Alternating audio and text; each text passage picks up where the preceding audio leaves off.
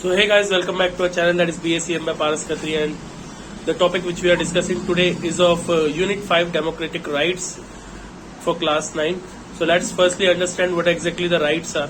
तो राइट्स से मतलब क्या होता है? राइट्स से मतलब होता है कि ऐसे कोई भी मतलब कि प्रोक्लेम्ड चीजें या फिर हम कहें कोई भी ऐसे अधिकार जिसको आप मानते हो कि आपके पास होना चाहिए और कानून भी उसको सर्टिफाई करता है, कानून भी उसको ऑथराइज करता है कि हाँ आपको ये दिया जाना चाहिए, तो वो आपके राइट्स बन जाते हैं। जैसे एग्जांपल के लिए आपने बोला कि हमारे को जो है वो कहीं पर भी काम करने का अधिकार है, तो ये आपने अधिकार मांगा और कानून ने आपको वो अधिकार दे दिया, तो वो क्या हो गया? वो आपका राइट बन गया। इतनी बात क्लियर है? नेक्स्ट इज, अब हमारे को राइट्स चाहिए क्यों? डेमोक्रेसी के हिसाब से हमारी जो डेमोक्रेसी, हमारा जो लोकतंत्र है, उसके अंदर हमारे को राइट्स चाहिए ही क्यों? तो सबसे पहले तो राइट्स जो है वो प्रोटेक्ट करते हैं माइनॉरिटीज को मेजोरिटीज से, ठीक है। तो जनरली होता क्या है, पहले के टाइम पे क्या होता था कि जो माइनॉरिटीज होती थी उनका शोषण होता था, उनका एक्सप्लॉयटेशन होता था मेजोरिटी द्वारा, ठीक है। तो जो मेजोरिटी माइनॉरिटी समझते हो ना, मेजोरिटी मतलब जो लोग ज्यादा है संख्या में, एक जगह पर जो लोग ज्यादा है, ठीक है, वो अपना ग्रुप बना लेते हैं, और जो कम वाले हैं, कम मतलब संख्या वाले लोग हैं, जो कम मेजोरिटी में माइनॉरिटी है, उनके साथ में एक्सप्लॉयटेशन करते थे। तो उस चीज से बचाता है हमें। इसके अलावा ये मतलब कि जो राइट्स है वो इंश्योर करता है कि जो भी नियम कानून सरकार ने बनाए वो सभी सबको मिले, सबके ऊपर लागू हो सके। इसके अलावा लोगों का पार्टिसिपेशन इंक्रीज करता है इलेक्शन प्रोसेस के अंदर। तो जो इलेक्शन का प्रोसेस होता है उसके अंदर लोगों का पार्टिसिपेशन इंक्रीज करता है, क्योंकि देखो लोगों के पास में जब अधिकार होते हैं, लोग खुद को बराबर समझने लगते हैं, तभी तो लोग जाकर के वोट देंगे ना, ठीक है। तो लोग वोट तभी दे पाएंगे जब उनको बराबरी का अधिकार मिलेगा। तो इसके लिए भी डेमोक्रेटिक राइट्स इंपॉर्टेंट है। अब कौन कौन से राइट्स हमारे इंडियन कॉन्स्टिट्यूशन के हिसाब से दिए गए? सबसे पहला राइट टू इक्वालिटी, मतलब कि हम सभी को बराबरी का अधिकार है कि कोई हमारे को ये नहीं कह सकता कि नहीं तुम इस लाइन से बाहर चले जाओ, वहां पे जाके बैठो, ठीक है, तुम हमारे जैसे नहीं हो, ठीक है। तो मतलब जैसे काले गोरे पे पहले होता था, ठीक है, तो अब कोई ऐसा चक्कर नहीं है। तो राइट टू इक्वालिटी है। दूसरा राइट टू फ्रीडम है, कोई आपको बांध के नहीं रख सकता, कोई आपको जो है वो ऐसे कैद करके नहीं रख सकता, ठीक है। हाँ, ऑब्वियसली पुलिस के पास में, कोर्ट के पास में ये अधिकार है कि आपकी फ्रीडम छीन ले आपसे, लेकिन वो भी तब जब आप गिल्टी पाए जाओ, मतलब जब आपने कोई गलती की हो, ठीक है, तब। इसके अलावा राइट अगेंस्ट एक्सप्लॉयटेशन, अगर कोई आपका एक्सप्लॉयटेशन कर रहा है, आपका शोषण कर रहा है, आपको मार पीट रहा है, आपको परेशान कर रहा है, आपको मेंटली फिजिकली टॉर्चर कर रहा है, तो उसके खिलाफ भी आपको आवाज उठाने का पूरा हक है। इसके अलावा right to freedom of religion, आपको अपनी मर्जी से कोई भी धर्म को मानने की आजादी है। आज आप हिंदू धर्म में पैदा हुए हो या फिर आप मुस्लिम धर्म में पैदा हुए हो, किसी भी धर्म में पैदा हुए हो, पर आपको कोई दूसरा धर्म अच्छा लगता है, आपको लगता है यार हमारा धर्म ठीक नहीं है, ये वाला अच्छा लग रहा है मुझे, तो आप वो मानो। कोई आपको कानून, कोई व्यक्ति, कोई भी आपको रोक नहीं सकता, ठीक है ना। इसीलिए आप देखो कि इंडिया के अंदर आप मतलब कि मंदिर जाओ, मस्जिद जाओ, गुरुद्वारा जाओ, चर्च जाओ, कोई आपको रोक नहीं सकता जाने से कि तुम कौन हो, क्यों जा रहे हो यहाँ पे, ऐसा कुछ नहीं है, ठीक है। तो कोई भी कहीं पे भी जा सकता है, कोई भी धर्म को मान सकता है। इसके अलावा right to culture and education right, तो आपको अपने कल्चर को मानने का। कल्चर क्या होता है? हम लोग जैसे अपने त्योहार मनाते हैं, तो वो हमारा कल्चर है, ठीक है। आप अपने त्योहार मनाते हो, रीति रिवाज मनाते हो, तो वो सब आपका कल्चर का पार्ट है। तो आपको अपना कल्चर मनाने का पूरा अधिकार है, आपको अपना फेस्टिवल सेलिब्रेट करने का पूरा अधिकार है। कोई आपसे ये नहीं बोल सकता ओए ये क्यों मना रहे हो तुम यहाँ पे, ठीक है। इस तरीके से कोई कुछ नहीं कह सकता। इसके अलावा आपको एजुकेशनल राइट है, मतलब आपको अपनी मर्जी की पढ़ाई करने का पूरा अधिकार है, ठीक है। और साथ ही में इंडिया के अंदर क्या है, इंडिया के अंदर राइट टू फ्री एजुकेशन है, ठीक है ना। मतलब 14 साल की एज तक आपको फ्री एजुकेशन का राइट है, ठीक है, 8वीं तक, ठीक है। सभी को फ्री एजुकेशन का राइट है। बुक भी सरकार देती है, कॉपी भी सरकार देती है, सब कुछ सरकार देती है, यूनिफॉर्म के पैसे देती है, सब कुछ देती है कि बस तुम पढ़ो। इसके अलावा राइट टू कॉन्स्टिट्यूशनल रेमेडीज, अगर आपको लगता है यार कि जो कॉन्स्टिट्यूशन है ना इसमें बहुत सारी गड़बड़ियां है, ठीक है, मतलब ये कॉन्स्टिट्यूशन में ये चीज ठीक नहीं है, वो चीज ठीक नहीं है, तो आप जो है वो उस कॉन्स्टिट्यूशन को भी ठीक कर सकते हो, ठीक है। उस कॉन्स्टिट्यूशन में बदलाव भी कर सकते हो, जिसे बोलते हैं अमेंडमेंट्स, ठीक है, अमेंडमेंट्स कर सकते हो। अब कुछ एग्जाम्पल समझते हैं कि कैसे कहीं कहीं पर रियल लाइफ एग्जाम्पल्स है जहां पर लोगों के जो राइट्स है उनको छीना गया है। जैसे एग्जाम्पल के लिए जो है वो एक ग्वांटानामो बे नाम का एक प्रिजन है, ठीक है, एक प्रिजन है जर्मनी के अंदर। वहां पर क्या है, लोगों को जो है वो मतलब कि बिना किसी रीजन बताए कैद कर लिया जाता है, ठीक है, मतलब जर्मनी के अंदर बिना किसी रीजन बताए लोगों को कैद कर लिया जाता है। इसके अलावा सऊदी अरेबिया में, ठीक है, सऊदी अरेबिया में वुमेन्स के पास में बहुत ही लिमिटेड राइट्स है। उनको जो है वो बहुत सारे अधिकार है जो उनको नहीं दिए गए हैं। जैसे हमारे पास ये जो बड़ा राइट है कि कल्चरल और एजुकेशनल राइट है, ये वहां पर नहीं है। उनकी फ्रीडम का राइट नहीं है वहां पर, उनको राइट टू एक्सप्लॉयटेशन नहीं है, उनको राइट टू मतलब की इक्वालिटी नहीं है। तो ये सब राइट्स उनसे छीन लिए गए हैं।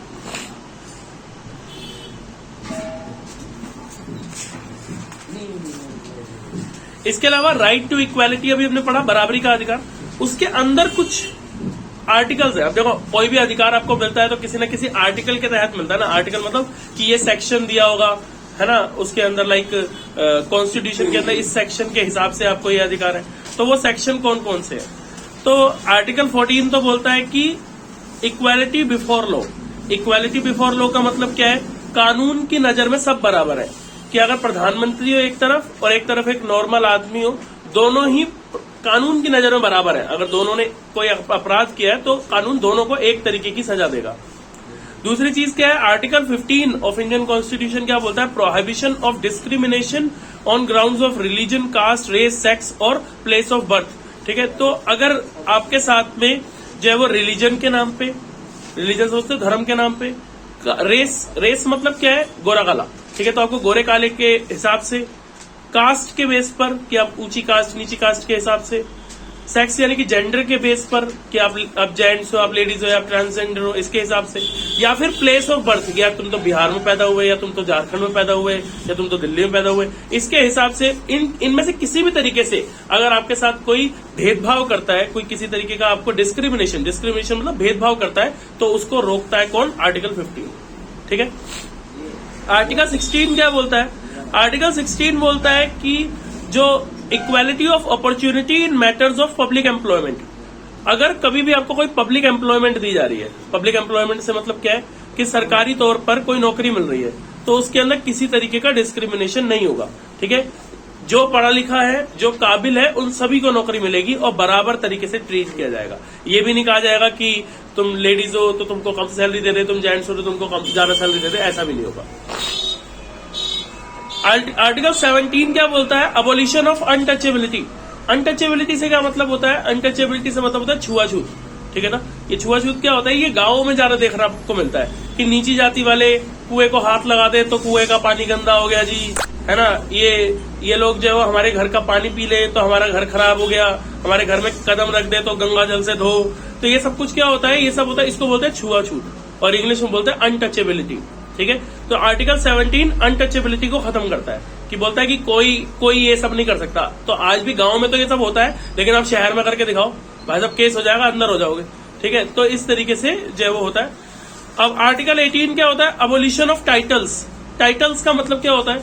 अब जैसे टाइटल से यहाँ पे मतलब होता है कि जो ऊंची जात वाले होते हैं ना, वो क्या करते हैं, वो जो मतलब कि अपने आगे चौधरी और ये सब ऐसे सरनेम्स लगा लेते हैं।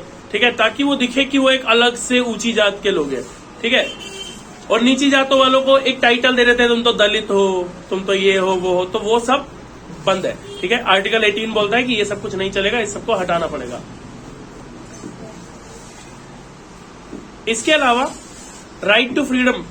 राइट टू फ्रीडम से क्या मतलब है? राइट टू फ्रीडम से मतलब ये है कि जो है वो, अब राइट टू फ्रीडम जानते हो, आपको स्वतंत्रता का अधिकार, ये हमारे को 4 आर्टिकल में मिलता है।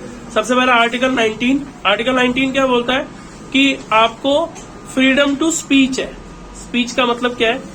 आज आप यहाँ पे बाहर एक माइक लगाओ और दे धड़ाधड़ किसी को भी गालियां देना शुरू करो, किसी को भी दो आप, कोई प्रॉब्लम नहीं है। कोई आपसे आकर लड़ नहीं सकता उस चीज के लिए कि भाई मुझे गाली क्यों दे रहे हो। क्यों?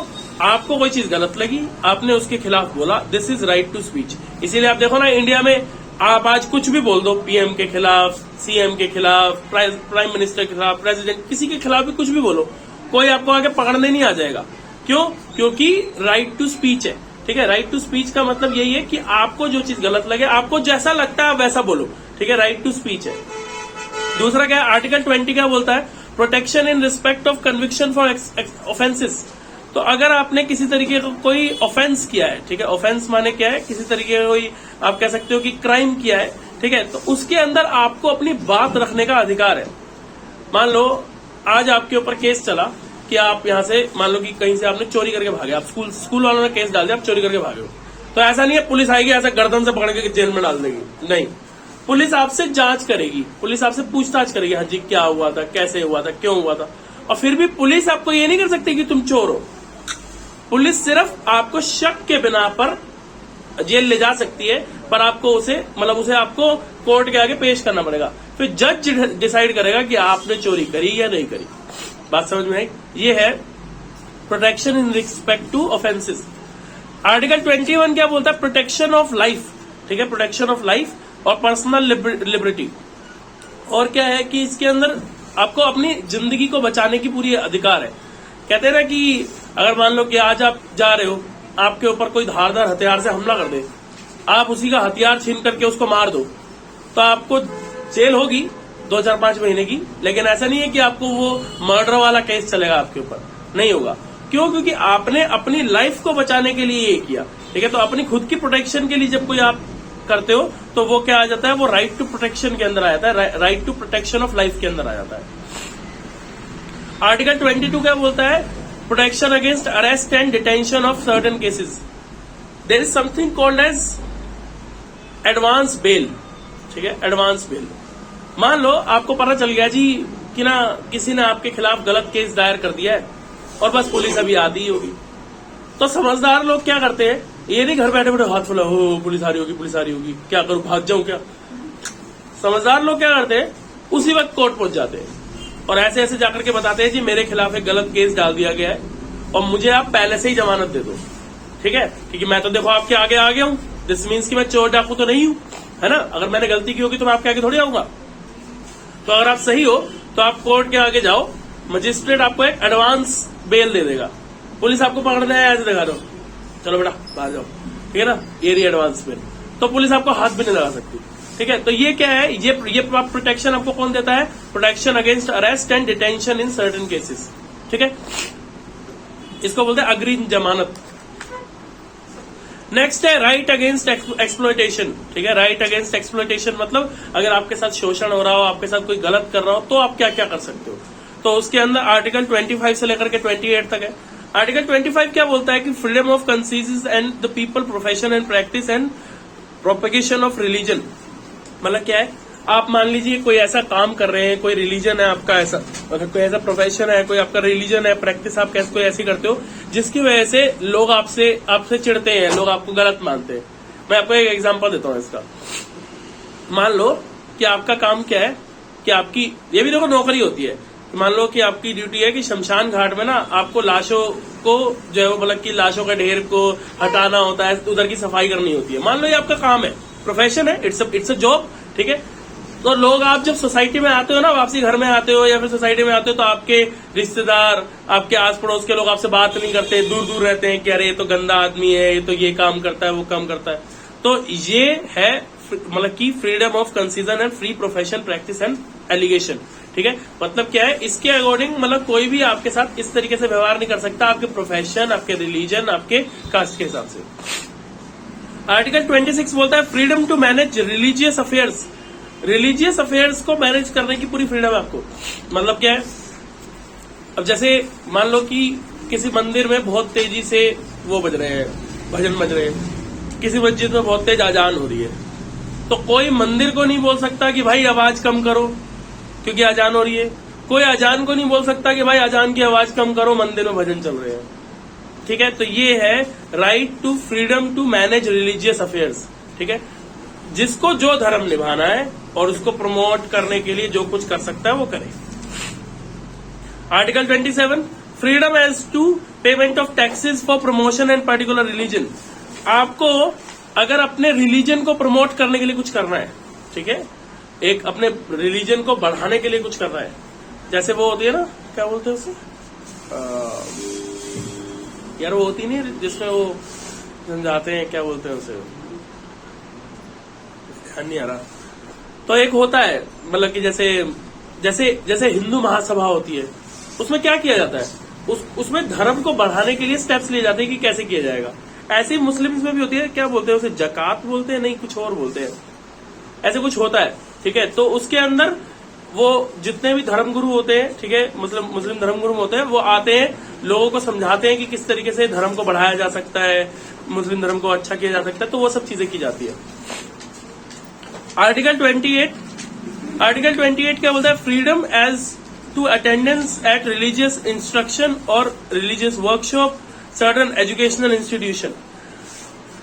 जैसे मान लो कि अभी मान लो कि यही बोला मैंने, मान लीजिए कि कोई हिंदू महासभा हो रही है, ठीक है, तो अब मान लो कि वहां पर कोई बंदा शामिल हो गया, वो किसी दूसरे धर्म का है, तो किसी दूसरे धर्म के जो गुरु हैं या कुछ भी हैं, वो उनको ऐसा कुछ कह नहीं सकते कि तुम उस धर्म के उसमें क्यों गए थे, फंक्शन में क्यों गए थे, या ऐसा क्यों गए थे या क्यों गए थे, तो ये सब कुछ नहीं किया जा सकता।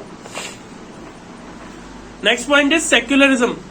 सेक्युलरिज्म से मतलब क्या होता है? सेक्युलरिज्म से मतलब होता है धर्मनिरपेक्ष होना। मतलब क्या, इंडिया में मैं पहले ही बता चुका हूं कि इंडिया की जो सरकार है वो एक सेक्युलर गवर्नमेंट है।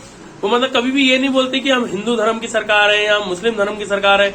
वो बोलते हैं कि हम बस एक सरकार है और हमारा जो फोकस है वो सभी धर्मों के ऊपर है। हमारा जो वर्चस्व है, हमारा जो तालमेल है वो सभी